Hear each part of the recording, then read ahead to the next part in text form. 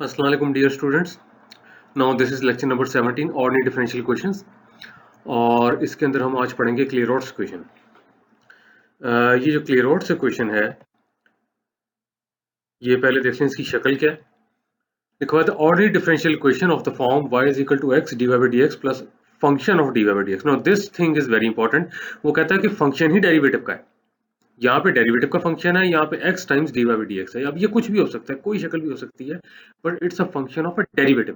ये तो एग्जांपल करेंगे क्लियर होगा, लेकिन इस शक्ल की इक्वेशन को क्लेयरॉट्स इक्वेशन कहा गया है। ये लें, लिखा इज नोन एज क्लेयरॉट्स इक्वेशन। ये डेफिनेटली एक मैथमेटिशियन के नाम पे है, is named after a French mathematician and astronomer. अब देख लें, जो मैथ पढ़ने वाले कहते हैं जी ड्राई सब्जेक्ट है, he was astronomer as well.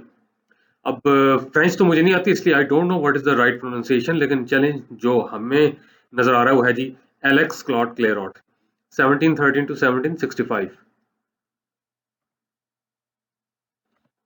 ये लें जी, ये है जी उनका पोर्ट्रेट क्लेयरॉट साहब का।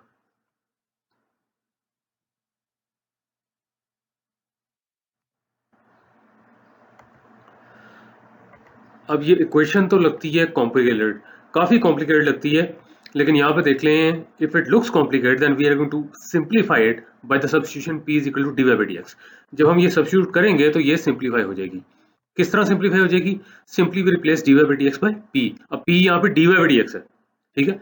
इसको प्लीज वो जो पहले हमने किया था वो जो ऑर्डिनरी डिफरेंशियल क्वेश्चन या first order linear ordinary differential, उससे ना कंफ्यूज कीजिएगा। उसमें एक टर्म आ रही थी p फंक्शन ऑफ x, यहाँ पे आती है p ऑफ x। ये मिक्स कर देते हैं, और मैं वही कहूंगा मिक्स वही करेंगे जो रटे लगाते हैं। उसका इसका जमीन आसमान का फर्क है, क्योंकि वो तो थी आपके पास लीनियर डिफरेंशियल क्वेश्चन, उसमें हमने कहा था जी कि जो डेरिवेटिव होता है उसकी पावर 1 होती है। अब यहाँ खुदा जाने 100 पावर वाली भी आ सकती है, फंक्शन हो तो डेरिवेटिव है ना, आगे ना लॉजिक। तो लेकिन यहाँ पे ये है कि ये जो d y by d x है, आसानी के लिए इसको p लिख देंगे। इसको p लिखेंगे तो ये p यहाँ पे नजर आ रहा है आपको, इसको भी function of p, but p is d y by d x. अब वो कहता है prove that the general solution of the Clairaut's equation 1, ये जो आपके पास है, इज गिवन बाय। अब हमने इसमें ये भी अंडरस्टैंड करना है कि जनरल सॉल्यूशन क्या है। अब मैं फिर टीचरों से रिक्वेस्ट करूंगा, और इंशाल्लाह जो आगे जाकर टीचर बनेंगे उनसे, प्लीज इसको रटवाया ना करें। रटवा देते हैं कई बार, अच्छा जी इस तरह की क्वेश्चन हो ना कि y is equal to p of x plus function of p where p is dy by dx, तो आंसर निकालना है ना, तो p को ना c से रिप्लेस कर दें। लो जी आ गया आंसर, आंसर तो आ गया, दिस इज द आंसर। भाई आया कहां से आ गया ये? There should be a logic behind it. तो वो लॉजिक बताएं, यानी कि प्रूफ बताएं। अब वो कहता है c इज अ कांस्टेंट, और ये फर्दर लिखा हुआ है कि x plus f dash p is not equal to 0। ये जो f डैश पी है ना, वो ये है derivative of f with respect to p। यहाँ पे देख लें, f p का तो फंक्शन है, ये लगा बात है कि फर्दर जो आपके पास p ओ x का फंक्शन होगा। अब इसमें कंफ्यूज नहीं होना, क्योंकि मैं कह रहा हूँ जी p x का फंक्शन है, y x का फंक्शन होता है। तो डेरिवेटिव लेंगे, जैसे for example y is equal to x के, डेरिवेटिव क्या था 2x, तो डेरिवेटिव भी तो x का फंक्शन ही आ रहा है। लेकिन छोटी सी एग्जांपल है कि क्लियर कर लिया करें। तो पहले यहाँ पे हम कह रहे हैं कि f dash p is df by dp, यानी कि derivative of f with respect to p। अब नोट क्या आ रहा है? नोट कह रहा है कि ये जो सोल्यूशन है आपके पास y is equal to cx plus f of c, इसको कहते हैं जी जनरल सोल्यूशन। रीजन भी सुन लें of Clairaut's question, as it involves और इंक्लूड्स। इंक्लूड्स एक ही बात है, एंड आर्बिट्री कांस्टेंट c, क्योंकि इसमें आर्बिट्री कांस्टेंट c आ रहा है तो इसको उसने कह दिया जनरल सोल्यूशन, ठीक है। तो किसी भी c के लिए ट्रू हो सकता है, इसको जनरल सोल्यूशन। आगे जाके मजीद भी क्लियर होगा, लेकिन ये जो लिखा है ना कि जनरल सोल्यूशन, खाली सोल्यूशन भी कह सकता था। आगे जाके आप सेकंड ऑर्डिनरी डिफरेंशियल क्वेश्चन पढ़ेंगे, उसमें देखेंगे आप जनरल सोल्यूशन क्या होता है, कॉम्प्लीमेंट्री क्या होता है, पार्टिकुलर, वो तो बात की बात है। फिर आज जनरल की बात वो कर रहा है। अच्छा अब ये क्या इसका रटा लगाया जाए? नो, मैं हमेशा कहता हूँ कि नहीं। हमने ये अंडरस्टैंड करना है, अगर ये चीज नॉन जीरो है, p आपके पास dy by dx है, तो ये जो क्लेयरॉट्स क्वेश्चन है ये शक्ल है या ये शक्ल है, इसका जनरल सॉल्यूशन इसके बराबर कैसे आता है, आइए देखते हैं। अब वो कहता है जी डिफरेंशिएटिंग, ये जो आपके पास इक्वेशन है with respect to x and using chain rule, ये ले जी। अब वो कहता है इसको डिफरेंशिएट करना है, लेफ्ट साइड पे करें dy by dx, क्यों कह रहा है विद रिस्पेक्ट टू x। यहाँ पे प्रोडक्ट रूल लगाएं, first function derivative of second, second derivative first, देखें लगा हुआ है, फर्स्ट फंक्शन में x लिया हुआ है, derivative of second dv by dx plus p derivative of the first, x का डेरिवेटिव तो 1 ही होता है। अब यहाँ पे देख लें, p भी मैंने आपको ये कहा था, सिंपल वर्जन एक्सप्लेन किया था, p भी x का फंक्शन है, p वैसे आपके पास dy/dx है, लेकिन अगर y x का फंक्शन है, y को जब आप डिफरेंशिएट करेंगे विद रिस्पेक्ट टू x, जैसे मैंने कहा था x स्क्वायर का 2x हो जाएगा, तो डेरिवेटिव भी x का फंक्शन होगा। तो ये तो रख गया। अब प्रोडक्ट रूल क्या होता है? वैसे प्रोडक्ट रूल होता है, जैसे कहते हैं ना, d of u is equal to u dv plus v du। अभी तो रटरट लग पूरा लगता है कि ये रोड लर्निंग है, रोड लर्निंग लग रही है, लेकिन it means derivative of the product of two functions is equal to first function derivative of second plus second derivative of first। अच्छा, अब यहां पे देखिए हम डिफरेंशिएट कर रहे हैं x के लिहाज से, ऐसे किया ना, लेकिन ये तो p का फंक्शन है, तो आपने f को p के लिहाज से करना है, फिर p को x के लिहाज से करना है। इसी को कहते हैं जी चेन रूल। अब ये पुरानी चीज आ गई ना, इसको इसी लेक्चर के एंड में जो स्लाइड है उसमें जरा एक्सप्लेन किया हुआ है। आप कहेंगे उसमें तो फोटो आती है, चलें जो ऐसी स्लाइड लास्ट जिसपे मैथमेटिक्स किया हो उसकी बात कर रहा हूँ, कि इस कोर्स की हद तक आपको समझ आए। चेन रूल तो लंबा चौड़ा टॉपिक है, लेकिन इसको समझ लें, आपने डिफरेंशिएट करना है x के लिहाज से, तो f तो p का फंक्शन है, तो f को p के लिहाज से किया हुआ है, फिर p को x के लिहाज से किया हुआ है। अब जब ये बैलेंस आउट होता है तो ये df/dx ही बनता है। ठीक हो गया? आगे चलें, ये क्या आ गया? डंडा। ओ, इसने इसको p लिखा हुआ है क्योंकि आपके पास df/dx p ही था। क्यों लिखा है? ताकि ये p और ये p बस ये कैंसिल हो जाए, खटाक खटाक, इजी हो जाएगा ना। अब यहाँ पे देख लें, df/dp f dash of p लिखा हुआ है, dp/dx ये लिखा हुआ है, ये वाली टर्म एज इट इज है, ये वाली टर्म इससे कैंसिल होगी, यानी कि p से कैंसिल हो जाएगा। हो गया कैंसिल। ये देख लें, p को उठा के उधर ले जाएं तो p माइनस p जीरो, यूं भी कर सकते हैं। अगर दोनों तरफ माइनस p को ऐड कर दें तो p माइनस p जीरो, यूं भी कर सकते हैं।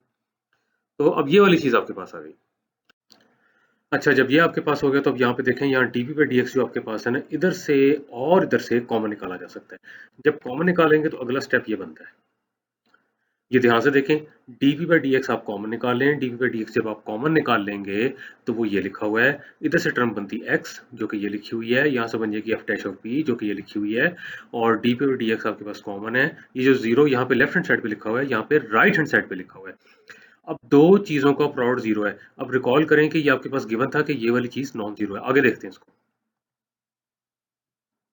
ये देख लें, ये वाली टर्म नॉन जीरो है, फिर डेफिनेटली दूसरी वाली टर्म जो आपके पास जीरो है। अब इसके कई तरीके समझने के कि भाई किस चीज का डेरिवेटिव जीरो होता है, कांस्टेंट का, तब भी p इक्वल टू कांस्टेंट आता है। या dx को इधर मल्टीप्लाई कर दें, dp इक्वल टू जीरो आ जाएगा। अब इंटीग्रेट करते हैं, इंटीग्रल डेरिवेटिव खत्म, और जीरो का इंटीग्रल कांस्टेंट, तब भी ठीक है। अब ये जो p इक्वल टू c आया, इसको आपने कहाँ सब्स्टिट्यूट करना है? इधर सब्स्टिट्यूट करना है, 1 में। ये लिखा हुआ है यूजिंग दिस इन 1, इसकी बात कर रहे हैं। तो यहां से y आ जाएगा cx प्लस एफ ऑफ सी। कैसे?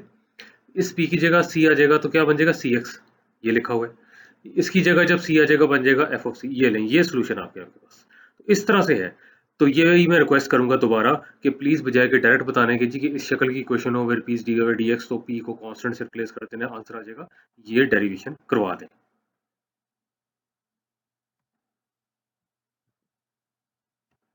ये प्रूफ कंप्लीट हो गया। अब ये देखें, ये कितनी ड्राउनी पॉकी क्वेश्चन लगती है ना। कह रहा है find the general solution of the following non linear ordinary. अब देखें, ये नॉन लीनियर उसने कह दिया है, नॉन लीनियर ऑर्डिनरी डिफरेंशियल, फिर वो लीनियर ओडी के साथ कैसे? अब मैं क्यों इस तरह की बातें करता हूँ कि ये एक्सपीरियंस मुझे हुए हैं सारा। तो बल्कि ये था dy/dx plus y multiplied p function of x is equal to q of x। ये पिछले लेक्चर की बात कर रहा हूँ, उसके साथ इसको दूर दूर तक कहीं शक्लें नहीं मिलती दोनों की। यहाँ पे देख लें, उल्टा ये नॉन लीनियर है, यहाँ तो पावर 2 आ गई है। लेकिन अब मसला सारा ये है कि जो बड़ा मसला होता है ना स्पोर्ट्स में, स्टूडेंट्स को पता नहीं चलता जी कौन सी क्वेश्चन कौन सी है, एग्जाम में नहीं पता लगता, असाइनमेंट में नहीं पता लगता। भाई एक बार आप पहचान लेंगे ना तो सोल्यूशन कर लेंगे। कैसे पहचानेंगे? थ्योरी को अंडरस्टैंड करें। अभी तक आपने जो शुरू से क्वेश्चंस पढ़ी हैं, आपने कहा जी सेपरेबल, ये कहीं से लगती है सेपरेबल। और उसके बाद यहाँ पे देखें, ये तो लीनियर भी नहीं है, होमोजेनियस भी नहीं है, कुछ भी नहीं है। एग्जैक्ट क्या, कहाँ से चेक करें एग्जैक्ट? वो तो वैसे ही फर्स्ट ऑर्डर की वाली होती है जो अभी तक आपने एग्जैक्ट पढ़ी है। लंबी चौड़ी बात करने की बजाय हम ये करते हैं कि फिलहाल इसको पी लिखते हैं। अभी ये पढ़ा था ना, इसको पी लिख लें, इसको पी लिख लें, इसको भी पी लिख लें। तो लेकिन उससे लिखने से पहले मेहरबानी करके एक हरकत ना कीजिएगा। कौन सी हरकत? देख लें, ये ए और बी तो यहाँ पे उसने कहा ना कॉन्स्टेंट, ये वाली हरकत कि वो चाहते बड़ी मुश्किल है, लैपटॉप ही भन दो और ठा लो जी, भन देता लैपटॉप। ये कोई सोल्यूशन नहीं भाई, ये कोई तरीका नहीं है, ठीक है जी। ये वीक लोगों की निशानी होती है, हथियार डाल देना और कोशिश छोड़ देना और नाउम्मीद हो जाना। अच्छा, अब यहाँ पे लिखा हुआ है नो इट्स इजी। इधर लिखा डज इट लुक डिफिकल्ट, ये लिखा है ना डज इट लुक डिफिकल्ट, और लैपटॉप का कपड़ा कर दिया। अब इजी का ये मतलब नहीं कि तवज्जो देना छोड़ दें, आप समझ लें इजी कैसे है ये। अगर आप पिछली थ्योरी को, क्लेयरॉट्स इक्वेशन की थ्योरी को इससे लिंक करेंगे तो इजी हो जाएगी। लो जी सॉल्यूशन ऑन नेक्स्ट स्लाइड।